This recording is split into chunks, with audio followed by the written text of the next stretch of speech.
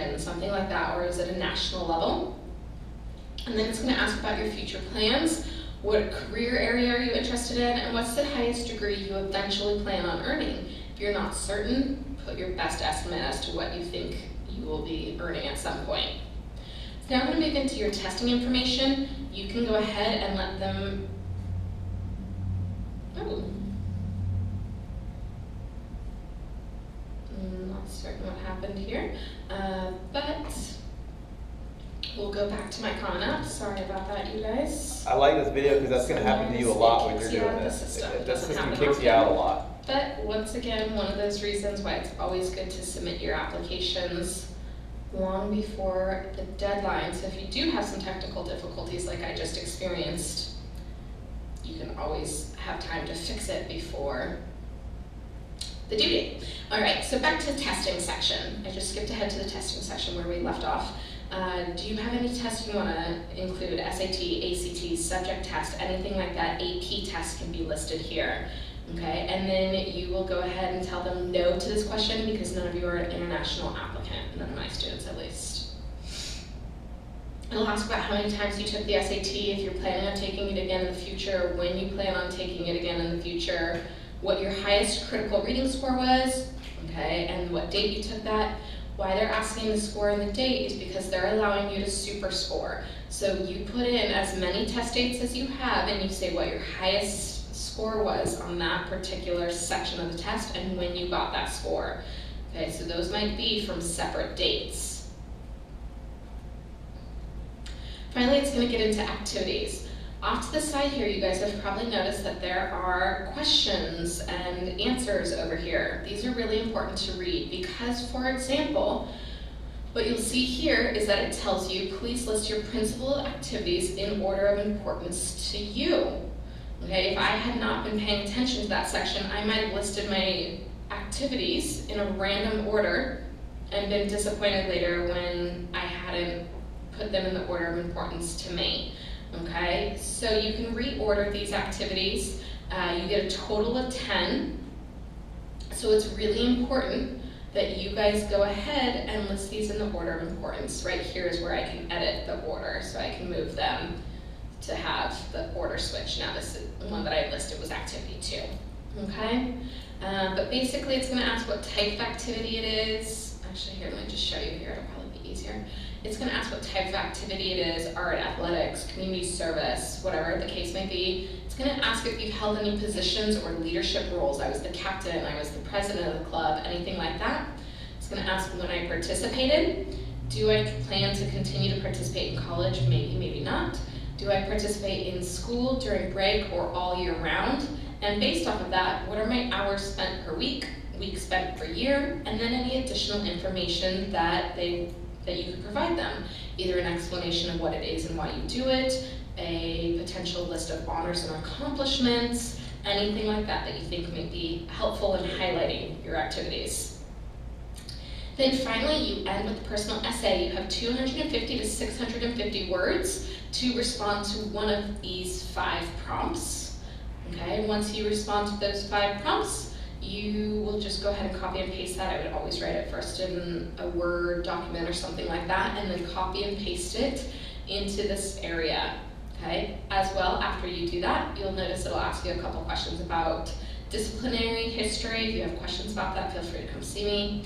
And then finally, there's an additional information section. This isn't an additional essay. This is if you need to explain some circumstances, things that you might do here. Explain the 4x4 schedule. If you were part of the cohort, you might explain why you have 4 grades for those 2 classes instead of the traditional 2 grades like all of your other classes.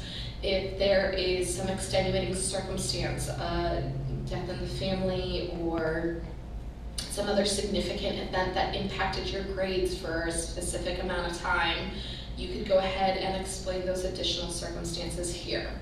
Finally, once that's done, you're done with the main Common App portion. Like I said, this will get sent off to each of your individual schools. It'll be done through the My Colleges tab. And then you'll also need to complete the supplements for each of those schools. What you're noticing is they're not asking you to self-report any of your grades. That's because those will be sent in a transcript immediately through the counseling office. You want to, if you are filling out the Common App, you want to make sure you see your counselor so that they can send off things like your transcript right away, so that they can send your mid-year report, school report, letters of recommendation, any of those types of things. So if you're filling out the Common App, you need to make sure you talk to your counselor so they can do their portion. Finally, don't forget that for any school you're applying to, you need to send an official SAT and/or ACT score report for your application to be considered complete. Beyond that, if you guys have questions with the Common App, don't hesitate to come see me. Good luck. That's kind of cool. She's actually a guidance, wouldn't you like your guidance counselor to send you a video going through all that with you? That'd be kind of cool. But I think it's just a helpful video because there's a lot that goes in there. And just the two main things are the Common App section is the stuff that you can't change once you finish it, once it's submitted.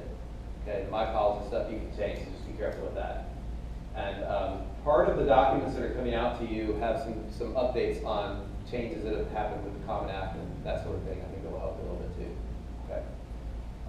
Any questions so far? Yeah. How do you do the official score report?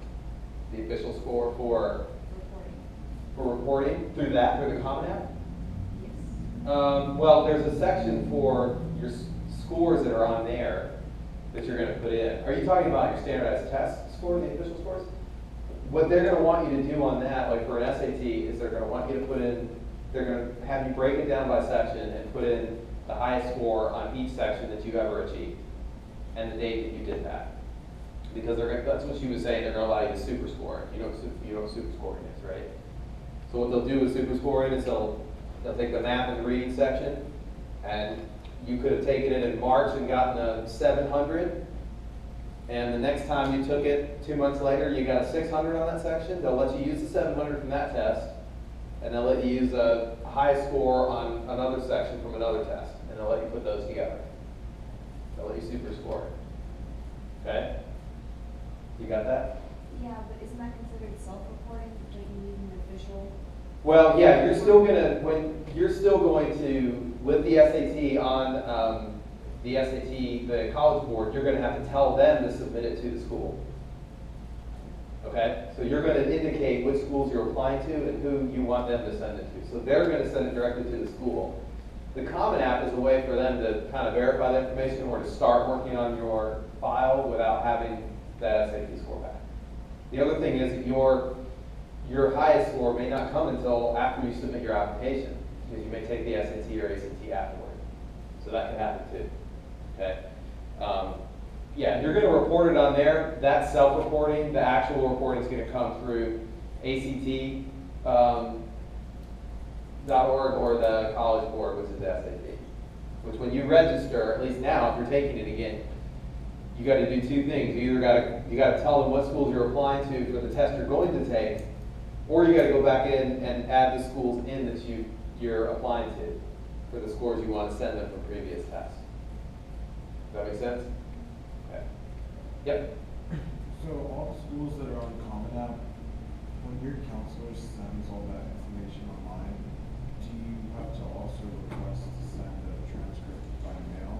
Or If the school requires it, yes, but pretty much everything now is electronic, and your counselor's going to know that. So they're going to know what school you're applying to, what school you're referencing, and if that school wants a paper version of the transcript, sealed envelope, that kind of thing, they'll know that.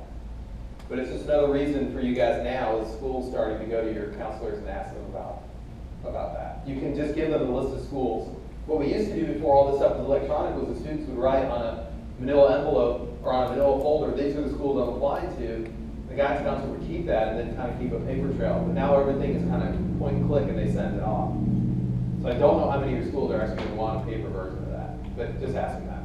Yep. I'm homeschooled, I don't have a guidance counselor. So should I just call the homeschool, it's like an actual school based in Florida? Yeah. To make sure they have to send the transcripts? Exactly. Yeah. Whatever the clearinghouse is that does that, that's who you want to contact. Just make sure that there aren't any different procedures for homeschool or anything like that they need to have you prepared for. So yeah, absolutely. What else? All right, I'll tell you guys the absolute worst way to go through the college application process because I did it. Okay. when I was a senior, I really didn't know what I wanted to do. I didn't know what school I wanted to go to. I was a good student, like I told you guys, but I just really didn't put a whole lot of thought into this process. So I actually didn't pick my school until spring break of my senior year, around Easter. And what happened was my parents were like, you know, why don't we just drive to Tennessee and go look at the University of Tennessee? And I kind of liked that idea because I didn't know anybody in that state. So I was like, well, if I go there, that'd be kind of cool. I would just kind of be blazing a new trail. Because everyone else at my school was going to Chapel Hill or NC State or East Carolina or App State or Western Carolina. Kind of like, well, it'd be kind of nice to go somewhere where I don't know anybody. So we went there on spring break, and it was well past their application deadline. But I had a paper copy of my transcript. So I went into the admissions office after taking a tour. I loved it when I went to see it. And I went into the admissions office and I said, I'd like to apply to come to school here. And they kind of laughed. They were like, well, we're well past our application deadline. I said, okay. I said, would you just mind looking at my transcript and telling me how I can apply to come to school here? And she saw my transcript, and they saw my academic performance and all this, and she said, you haven't applied to college yet? And I said, well, I applied to a few of them, but I don't really know what I want to do, but I think that I'd like to come to school here. And she said, okay, I'm going to give your transcript to the person who's responsible for your application. So this is in April of senior year, right? So I go home, and a day later, I get a phone call that says, you've been admitted to Tennessee. So I never actually filled out an application. I never wrote any essays. But my grades were good, and I didn't realize that I actually had leverage at this point. So I said, really? I said, okay, do I need to fill anything out? No, we got everything we need.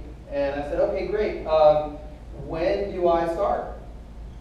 And they told me August. And I said, well, what do I have to do? They said, well, you need to send in a $250 deposit, and we can secure your space.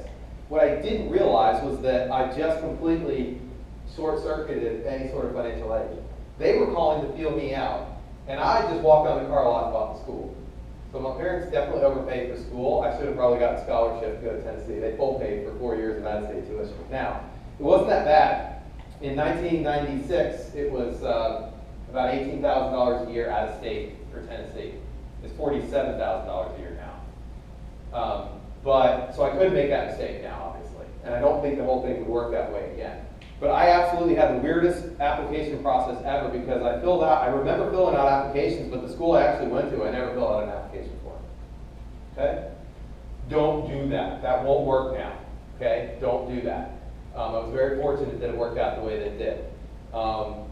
You guys have a timeline in front of you of what you need to do. My team is here to help you.